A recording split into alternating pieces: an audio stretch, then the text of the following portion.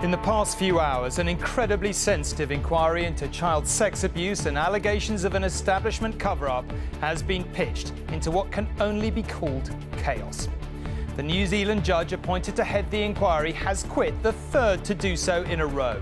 She was Theresa May's personal choice, and she had in recent days been accused of being out of the country too much. And this news broke as the government issued shocking statistics on child sex abuse more generally.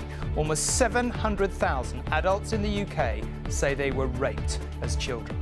Also on News at 10 tonight. The bank swings into action. Interest rates are cut as the governor warns there's a 50-50 chance of recession. They claim the water is clean in Rio, but this is the verdict of the experts. On a bad day, in the water, you can't see your hand in front of your face. I once saw a dead horse float by. Corbyn and Smith lock horns in earnest in a crucial night for the Labour Party and... Just drop it a little bit, Andy, because we're blocking HRH. That's great, that's brilliant. Flying the flag, but where Andy Murray gets into a bit of bother at the launch of Team GB.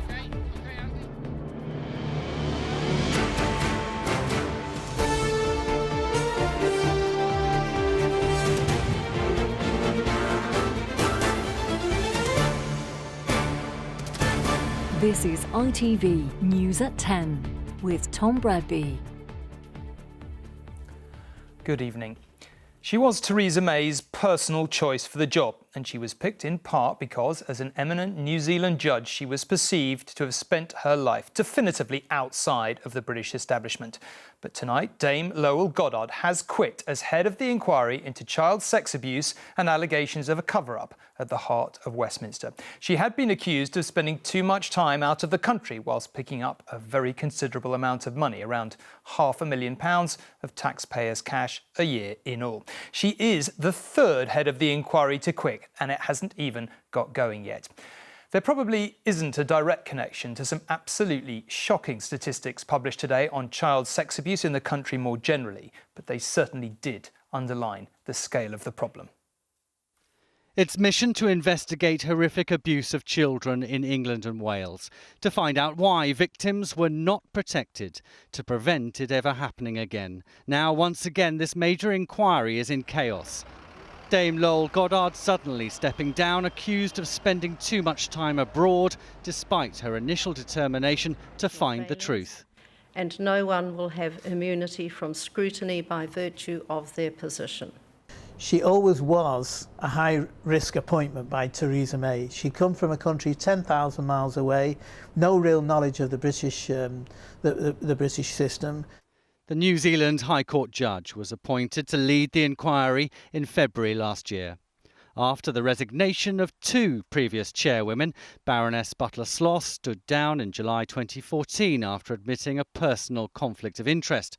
Lawyer Fiona Woolf was also forced to quit after links with ex-Home Secretary Lord Britton, who'd been accused of sexual abuse.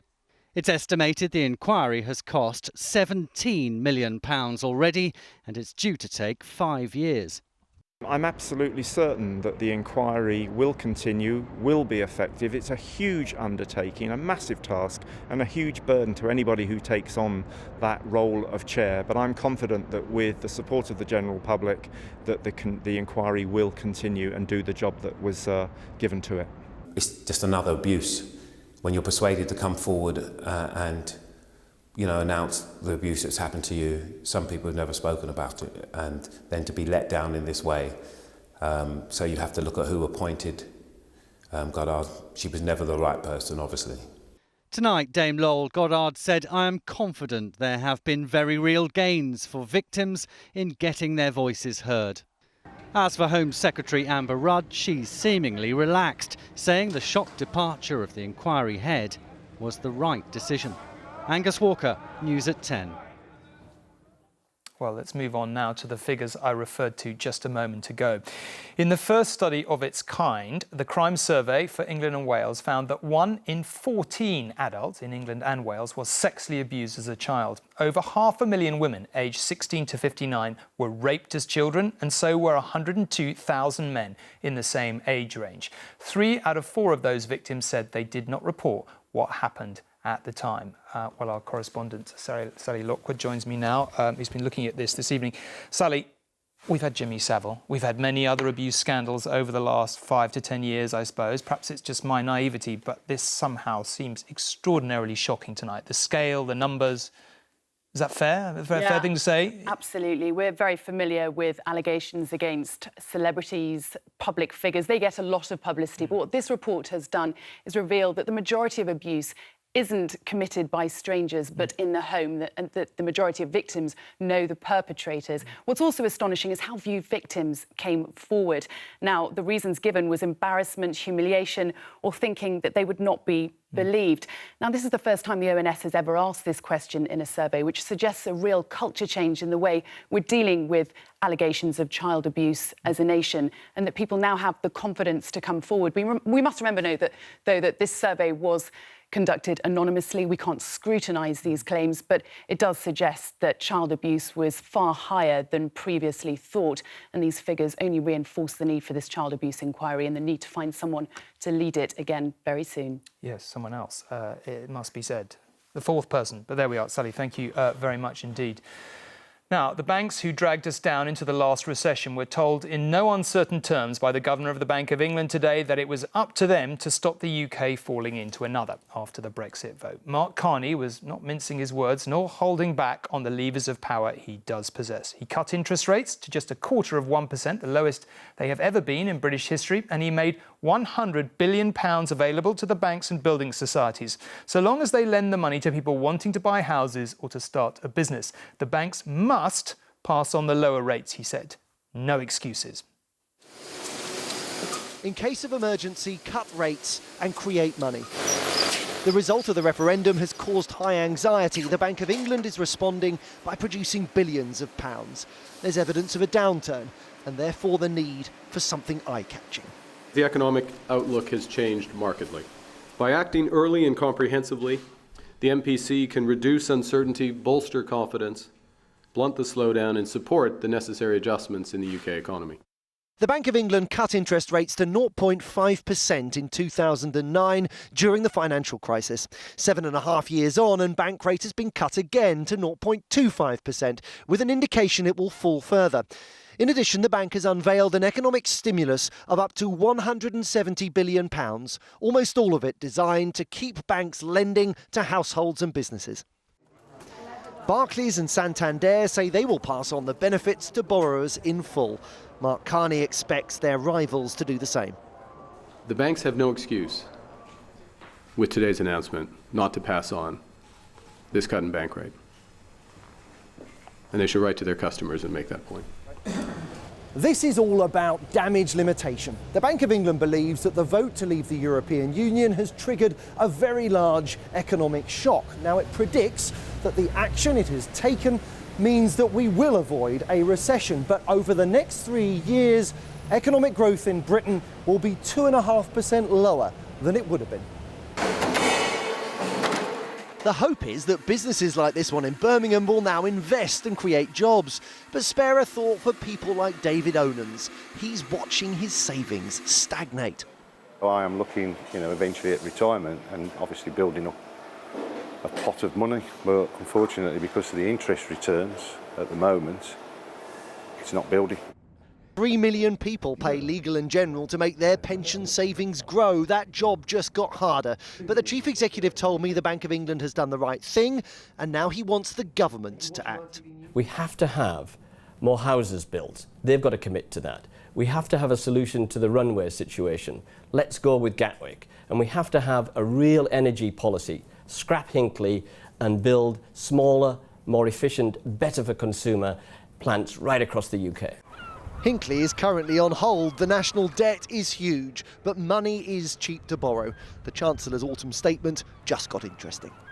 We will now look very carefully at the data that's published over the summer and the OBR report in the autumn to see what's actually happening in the real economy in response to what was a very large package that the Governor has announced. On the markets, share prices rose and the pound slumped again. If you're heading abroad, your holiday just got more expensive. Joel Hills, News at 10. The measures announced by the bank today were mainly about encouraging growth and stopping the economy slipping into recession, of course. And according to Mr. Carney's figures, it certainly needs some help. In the biggest downgrade his monetary policy committee has ever made, the bank cut its prediction for growth next year from 2.3% to just 0.8%. Here's our economics editor, Narina Hertz, with her assessment. Today, the governor painted a pretty gloomy picture of where the UK economy is heading. Compared to what the bank predicted pre-referendum in May, this cut in the GDP growth forecast to 0.8% next year amounts to the steepest downgrade in history. The governor was careful not to predict a recession, but he did predict a downturn, and he spelled out what in practice that means. There is a likelihood, and we're seeing it already, we've been seeing it for a few months, less business investment. People holding back big purchases, holding off on making big decisions. That slows the economy, and ultimately that will cause a rise in unemployment and a slowdown in consumer spending. But the governor also warned of other impacts. The bank forecasts that the cost of living will go up. A weaker pound will push up the cost of imports and inflation with it. It predicts an increase in unemployment. Some estimates say several 100,000 more could be out of work. House prices could also fall next year, but will pick up again after that. And all of these forecasts are, of course, predicated on us spending more. But that might not be the case. Even with the measures that the bank has announced today, they still expect a squeeze on household incomes, the best measure of household living standards, compared to what might have happened without Brexit. So they expect household incomes to be nearly £700 lower in 2018, even with the package they've introduced. But will the Bank of England's actions actually work? It relies on banks passing the rate cut on to their customers in full, and also on us wanting to borrow and spend more. If we don't, there is little more the Bank of England can do. The governor has told me he doesn't want to cut rates to negative, and there is a limit to how effective pumping more money into the economy can be, which puts the ball in the Treasury's court. The Chancellor signalled that he's willing to ease austerity, but by how much? The Bank of England has acted swiftly and decisively today, but we shouldn't overestimate what it can actually achieve. Narina and Joel are here with me now. Joel, maybe I can start with you.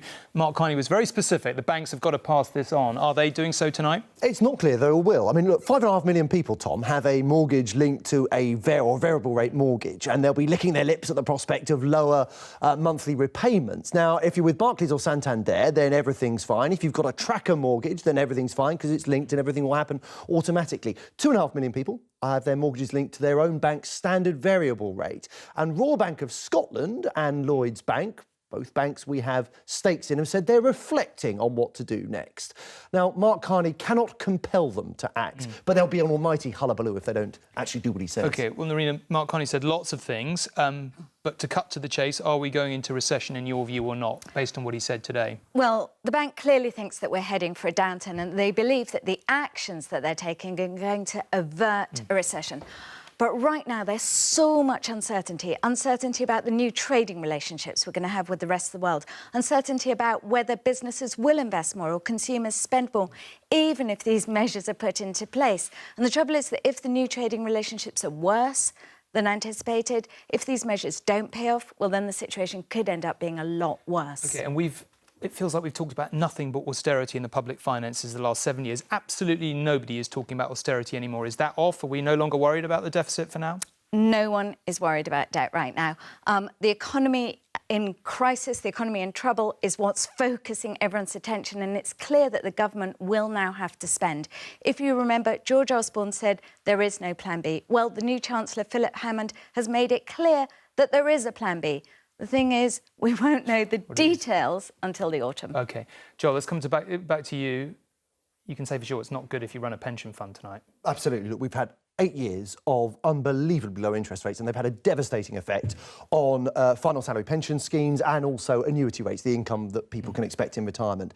Now, companies are finding themselves in problems where they're struggling to fund the promises they've made to their staff. That's only going to get worse, and we're going to see companies needing to plug the gaps that will inevitably emerge as deficits widen. OK, Joe, thank you very much indeed. Now, when they got the call last night, police in London may have thought that the not if but when prophecy of a terrorist attack had come to pass. A man was lashing out with a knife close to the scene of the 7/7 bus bombing in central London 11 years ago. As things returned to normal in Russell Square this morning, police confirmed it had not been a terrorist attack, but the mental health issues had played a part. They also revealed that the woman who was stabbed to death was an American, Darlene Horton. She'd been over here from Florida with her husband, an eminent psychology professor. He'd been teaching summer classes. They had been due to fly home today. What an incredibly sad story. Now, to the Olympics. And with a little over a day to go to the opening ceremony, we know how many of the Russian competitors in Rio will be taking part. The answer seems to be just about all of them, more than 270 so far. Basically, the International Olympic Committee seems to have ducked out of upholding a drugs ban again, simply rubber stamping the approval of individual sports governing bodies.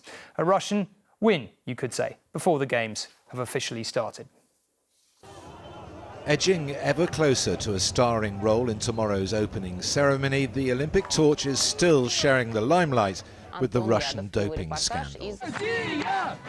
At home, the sagas followed closely. Last night, coverage of the Russian team's welcome party in Rio. Tonight, news that 2/3 of the original team has been cleared to compete. An outcome the IOC president admitted tonight he is quite comfortable with. I can look into the eyes of these athletes because I have a very clean conscience. I know that not only I, but also the executive board members all have weighed all these arguments very carefully. The IOC's been handing down judgments all day. First, 29 Russian swimmers, including the synchronized and female water polo teams, were cleared to compete. Then 11 boxers were given the green light, as were 11 judo athletes. 8 members of the tennis team also have a place, and 18 of the shooting team. The Russian Olympic Committee claims the total number of athletes to be cleared eventually will be more than 270. The head of that committee says they'll be the most scrutinised team in Olympic history and the cleanest in Rio. Those on the team itself say they've been trying to prepare as normal. If we will start thinking, about the whole things, all this, politics and mass media, we won't be able to do our job as best as we can. 5 times British Olympian Joe Pavey questions how the IOC can be satisfied with these last-minute decisions. They had the chance to send out a strong message to say that doping won't be tolerated, whereas they then passed the decision over to the individual sporting federations, and realistically there wasn't enough time for those federations to look into it adequately. So tomorrow night there will be a large contingent of Russian athletes marching behind their flag. It will be a sight that may provoke some anger, but it will also confirm, despite this controversy, what many have been predicting for quite some time. Steve Scott, News at 10, Rio de Janeiro. Well, when the Games do begin, some of the competitors will have to overcome what the venues throw at them, as well as their fellow competitors. Team GB sailors, rowers and triathletes have already been given plenty of warning about bacteria lurking in the water. Now they've been given instructions on how to beat the bugs. They mustn't spend longer in the water than is necessary, and if possible, they should avoid putting their head underwater altogether. Easier said than done, I would have thought. Existing cuts and grazes should be covered with plasters, and they should shower as soon as possible after being in open water. When you watch John Ray's report, you'll see why. Surely there's never been a more spectacular setting for the Games, but what lies beneath might give athletes more than just cause for concern. You can see Rio's sewage problem in the raw. As untreated, it floats down to the sea and washes up in thick slicks of filth, where one of Brazil's leading scientists tells me neither shore nor sea is safe. I don't allow my children because I don't know what could be the risk. Professor Peacow has found drug-resistant superbugs here and reels off a worrying list of related diseases. Infections such as pneumonia, bloodstream infections, meningitis, urinary tract infections. She says more research is needed to assess the dangers, but Luca Feijó knows well these Olympic waters, and he's already made up his mind. On a bad day, in the water, you can't see your hand in front of your face. I once saw a dead horse float by. No dead horses today, but plenty of evidence that it might not be plain sailing for the competitors out here. Now, the International Olympic Committee insists that this water meets international standards. In other words, it might not be clean, but it is safe. But as you can see, there's an awful lot of debris floating around out here. Britain's water sportsmen and women say they're well prepared. We're making sure that we're using water bottles which have sort of the drinking bit covered by another cap. We're even sort of putting those in plastic bags before we put them into the bottom of the boat. But back on the bay, here's the unofficial advice from a Rio regular. Take care about yourself. Take care, but usually don't dive. Just stay on your sailing boat. That's it. Experts believe it might take 20 years to clean this water thoroughly.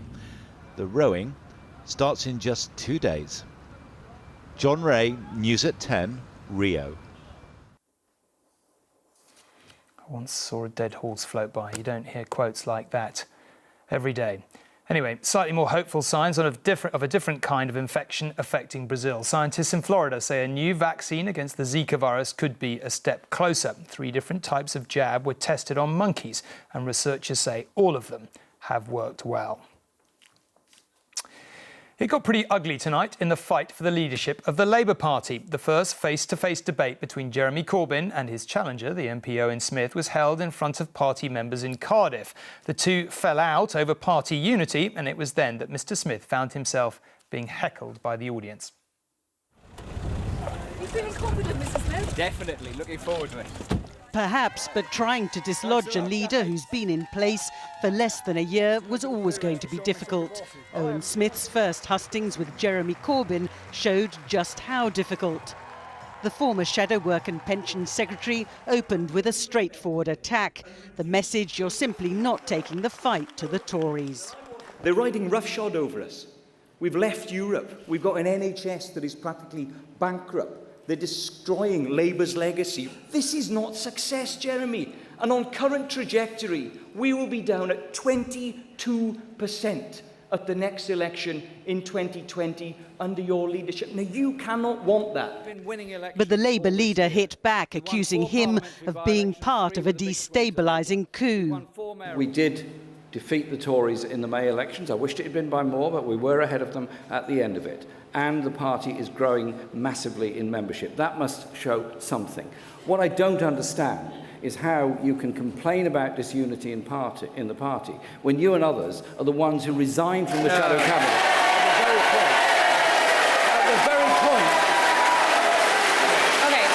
at the very point when we could have taken it to them.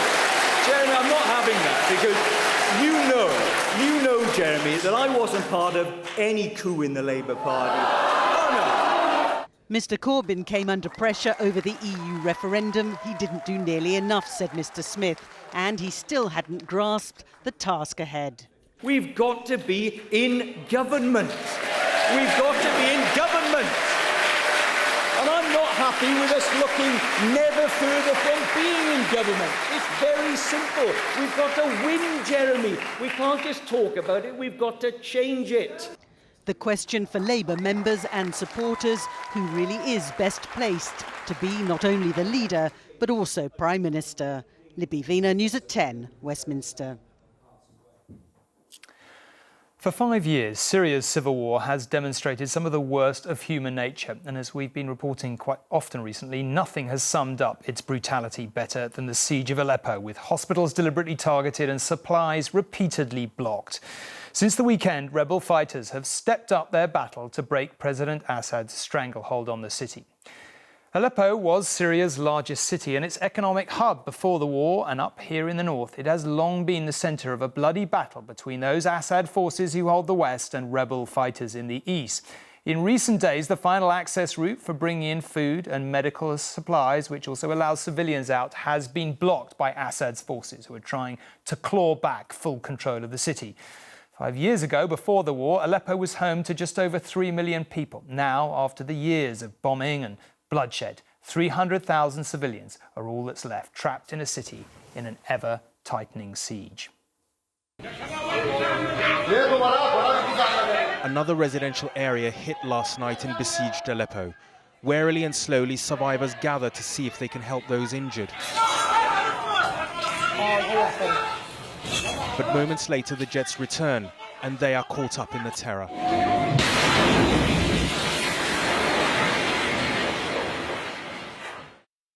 Incredibly, they survived.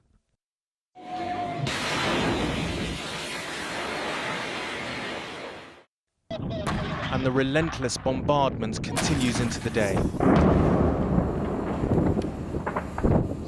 The Syrian government, supported by their Russian allies, continue their bombing of the built-up areas of Aleppo. The rebel-held east of the city is bearing the brunt of the bombardment, and there are 300,000 civilians trapped there.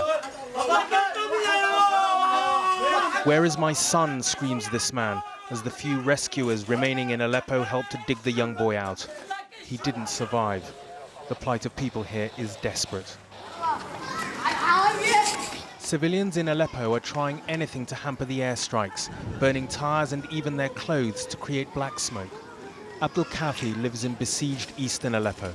People, all civilians in Aleppo, burnt car wheels to make black clouds to cover this area from the planes, because they are targeting all the places here in the free part of Aleppo.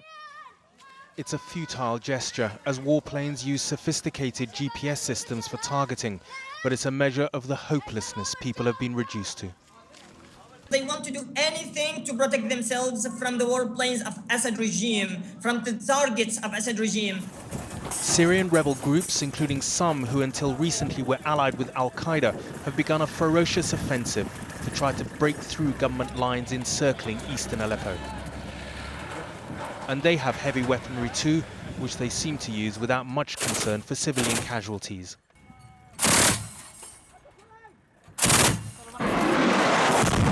Allahu Akbar! Allahu Akbar! In the midst of all this, all the talk of humanitarian corridors to allow civilians to leave seems unlikely in the extreme. The Syrian government released this footage, which they argue shows people being allowed to leave. But the UN has described it as being wholly inadequate, calling for greater access to relieve a city in such suffering. Ragioma, News at 10. And if you were watching last night, you'll remember the British volunteer working in a hospital on the outskirts of Aleppo. Well, we found out today he has temporarily left the city to organise a relief convoy to bring in supplies for if and when the siege ends. And finally, there's no denying Andy Murray's pride in being chosen to be flag carrier at tomorrow night's opening ceremony in Rio. But at the photo opportunity with him and the rest of Team GB, he was made to feel, well, a little bit embarrassed when it came to where to put his flag. He's one of the greatest sportsmen of this or any era, a true tennis champion when we thought we might never see one again. So no big surprise perhaps that before the official photo call of Team GB last night, Andy Murray was told that he would be carrying the national flag at the opening ceremony. He was clearly humbled, even if tempted to share perhaps too much information. I was just getting into bed at about 11:15. I was in my pants, and our team leader came and said the chef de mission needs to speak to you. But winning Wimbledon twice and Olympic gold turns out to be a lot easier than holding that pesky flag. Let's see now. That's the princess. Okay, Andy. Just drop it a little bit, Andy, because we're blocking HRH. That's great. That's brilliant. Just raise the flag up between the two. Yeah. Straight up. Yeah, that's it. And down a touch. That's it. That's it. Andy, He blamed the photographers, and quite right too. Okay, that's it, Andy. Hold that. I didn't really know what to do, to be honest, and they were kind of telling me put the flag here, and it was, you know, the flag's huge. So as soon as I tipped the flag, I was covering someone's face, and it was, yeah, last night didn't go so well. In the end, he found, as the photographers certainly have, nobody messes with Princess Anne. It's certainly true. Now, a look at tomorrow's stories. The Halifax House Price Index is out in the morning. The figure for July might give more clues as to the state of the economy after the EU referendum that Narina and Joel were just talking about there. There will be new figures about jobs since the Brexit vote too. A fall is expected in people being hired for permanent positions. And we'll be counting down to the opening ceremony of the Rio Olympics. We will. Raggy will be here to do that. From me, good night. And thank you very much for watching.